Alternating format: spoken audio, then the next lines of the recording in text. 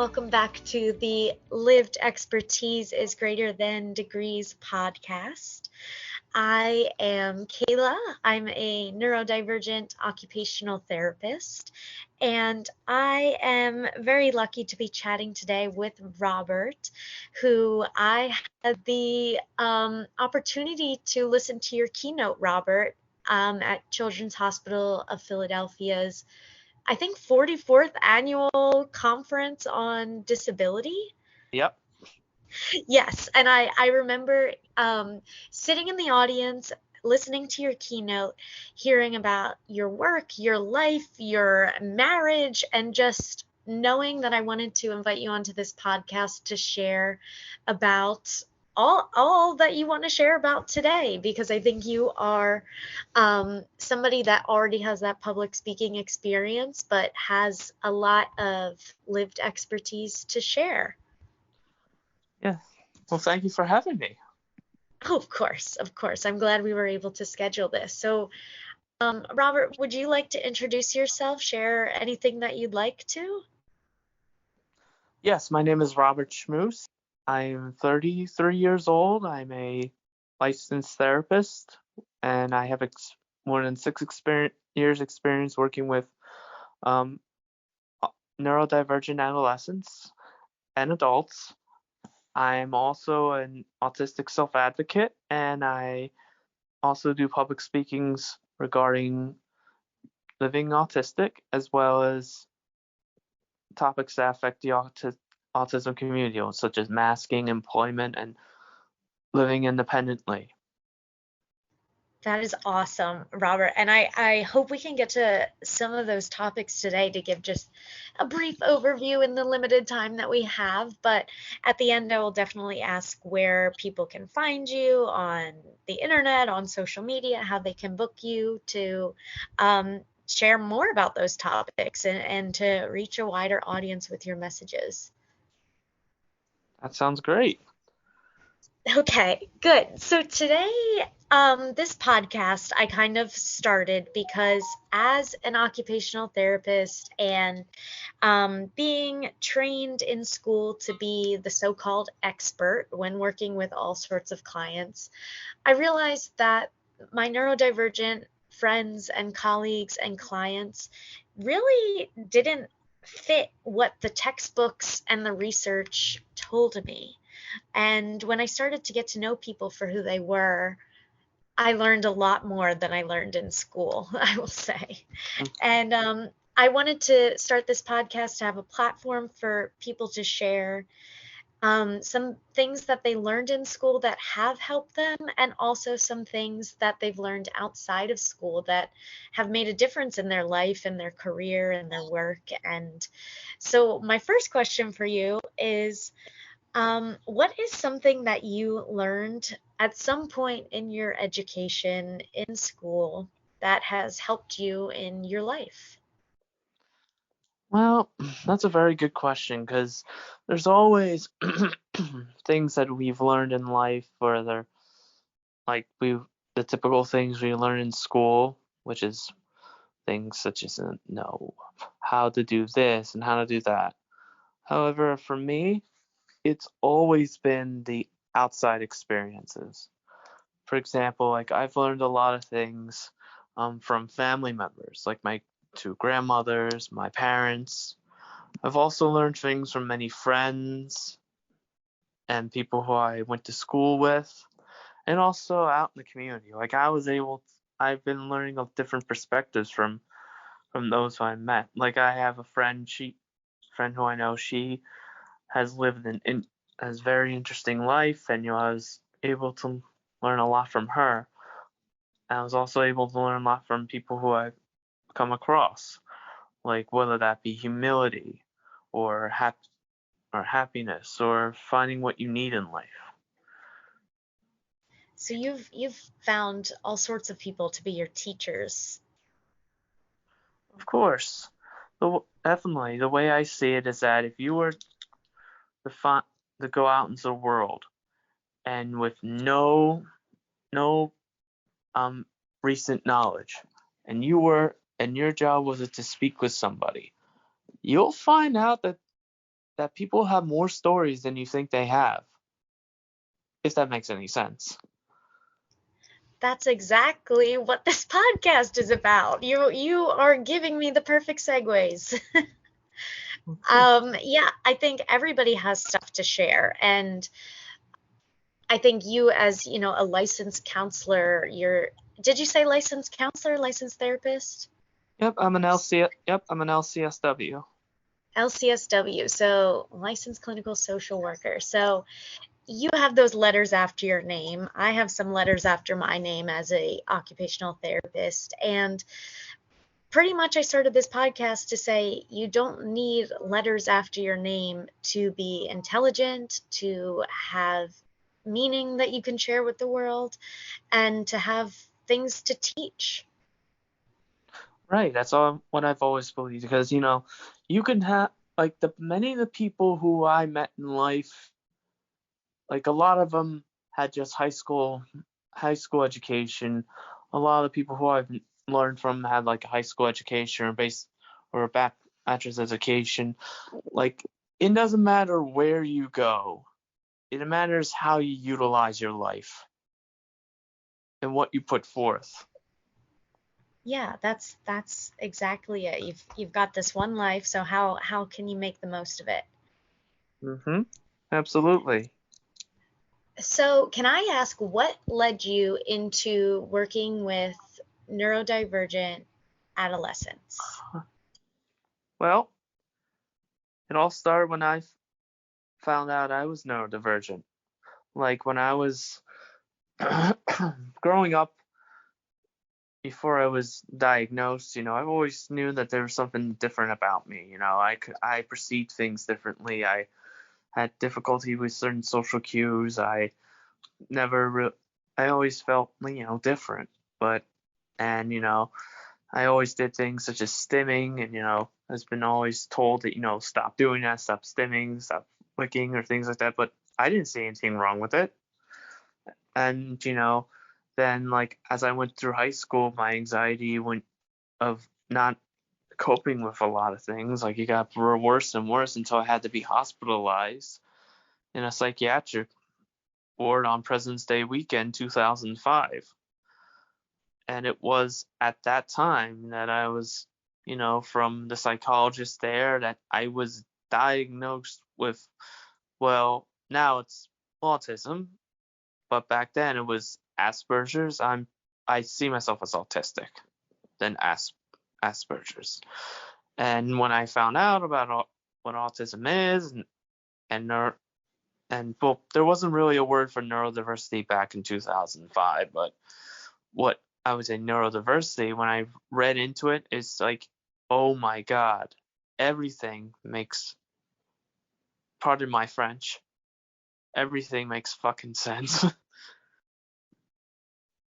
'Cause at that time, it's just everything makes, like, the characteristics, and that everything, not only it was all coming to me, and then not only that, but not only that I found out what I have, I was not the only one. Knowing that was powerful, that I was not the only one. I think that's invaluable, right? Nobody wants to feel so different. So like it's lonely to not understand yourself. Absolutely. And when you feel lonely, you feel like, like you're the only one who does this, the only one who does this. Like, when it comes to, like, yes, there's the individuality, which is great. It's perfect. It is important to be individual self, but when you're trying to find yourself, and you have these characteristics, and you want to say, and you feel like there's no one like you, there's no, like, someone who can not fully understand but empathize to a greater degree, it can be lonely. I I'm sure that President's Day weekend almost 20 years ago was not the best time for you, but it sounds like it has led to some clarity and some understanding. Oh, absolutely. It's just a lot of clarity, and like I said, not only knowing what I am, but also that I'm not the only one. Like knowing what I am is important. Knowing like how I and how I contribute to this world and what's my purpose. That was a stepping stone towards that. That is a good way to look at it. I feel like my lead into my work is a little bit different. Is basically I've always gravitated towards neurodivergent folks and thought it would be a great setting for me to work. And then I realized at 25 that I had ADHD, and it's different, but it's something I wouldn't have realized if I didn't have so many neurodivergent friends and colleagues and clients. And I don't like putting people into boxes or sticking people with labels, but sometimes those labels are a tool that we can then use to learn more about ourselves along the way. Yeah, because if you're like, yes, we've all heard like, oh, like let's not label ourselves. But the thing is, like, how do you label yourself? Like, if you're labeled, like, yes, like no one wants to be labeled as like a stereotype, no matter what stereotype that is. But to know that you are an autistic and a neurodivergent, that makes you know that you exist. Yeah, and so you've kind of you had that major setback or major challenging time in your life, got your diagnosis, and almost 20 years later now you've been doing this work. And do you feel that being autistic and being neurodivergent is helpful in your work? I think it's been very helpful because one of the things that I do is as a licensed therapist, I have a counseling role when working with neurodivergent clients, and a lot of these clients, every one of them is different. Like that's something that's I cannot stress anymore is when you see a neurodivergent, if you met a neurodivergent person, you've met a neurodivergent person. Everyone is different in that sense, characteristics and all. But some neurodivergents have similar issues, similar things they struggle with, and the clients I've worked with are no different. Like there are clients in there who have difficulty with coping with anxiety, coping with stress, and those are things I struggled with growing up. And one of the things I can definitely do is really kind of put myself in their shoes and see, okay, they're going through such and such. Why don't I show them kind of the strategies that I've been taught by therapists when I was their age? So Yeah, kind of and I, that. I think you, oh, go ahead. It's okay.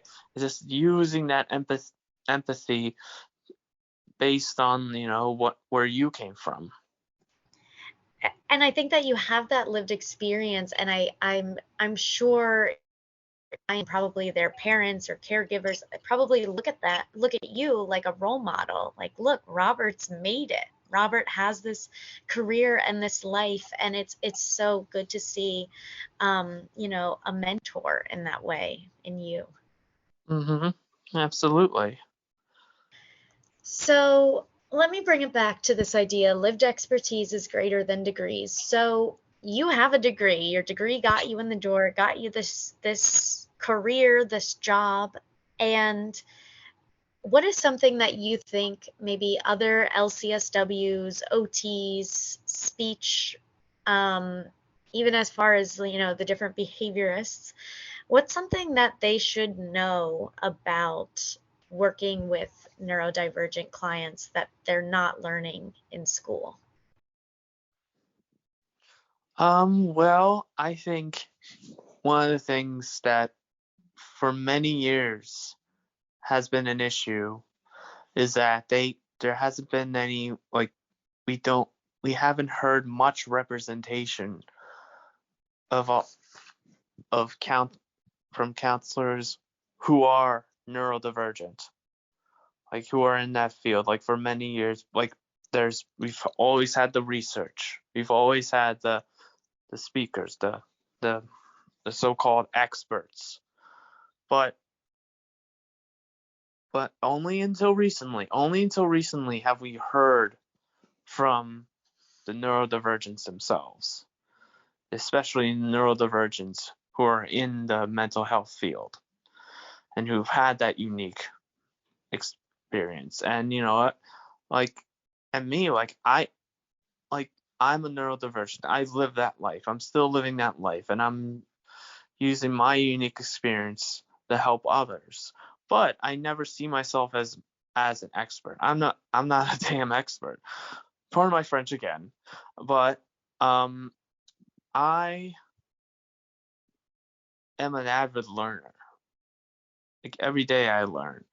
I think that's also one other thing I think the field needs to understand is, like, you know, we're learning about the world ourselves. And for us to learn, we have to listen. And who we have to listen to? The neurodivergent community. I am with you on that, Robert. The hashtag nothing about us without us. Mm-hmm. Kind of that idea that, everyone deserves to be part of the decisions that are made about them, and that's not really seen in the textbooks, in the research, in the classrooms, in the fields until recently. So I totally agree with you there. And that lifelong learning idea that it's, not just when you're done school or getting that continuing education credits, but where else are you learning with conversations, podcasts, YouTube, social media? I learned so much on Instagram. It surprises me every day.